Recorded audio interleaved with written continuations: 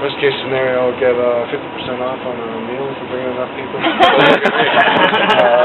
Look at that guy. I'll pay for your parking in the back.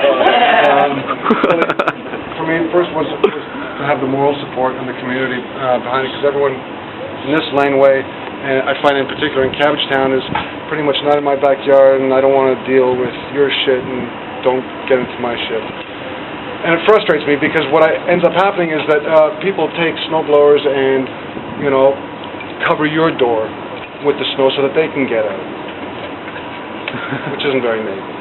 And so I just went up from the bottom of the laneway to the top to let people know that this was an idea and whether I could count on their support or their involvement. The first building is owned by a fellow up in Richmond Hill, whose name and number I will have by tomorrow. The next building up from that is from Home Hardware. They own that. That door is constantly being tagged, and they've said that they would be involved and would like to have their door redone. Next building up from that, I don't know the owners of that. The CBC, what used to be the CBC building, they've been out on tour, but I have made contact with them, and they are in this afternoon. As soon as I finish yapping, I will phone them. Next up from that is the Jet Fuel Coffee Shop, which is unique in and of itself, and they would open up their space just so that we could have it either as a holding or feeding area. I'm sorry for saying that. The next two buildings up are my friend and landlord, and he's quite flustered and frustrated with the whole tagging scenario. So he's offered up that wall.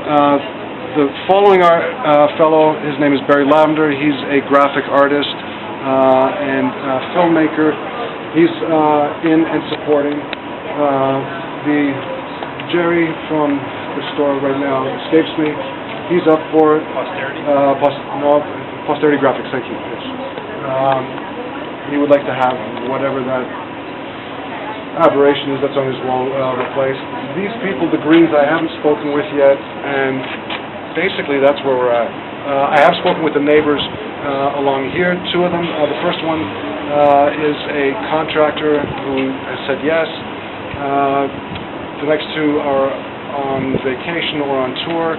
The second last one has said yes, and the last ones are Americans that only come up very occasionally.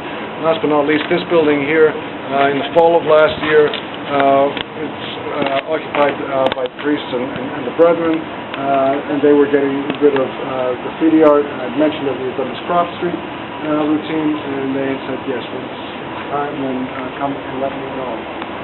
I was feeling a little guilty, and that's why when I got to the door, I didn't knock, because I did some bad things on the weekend. That's about it.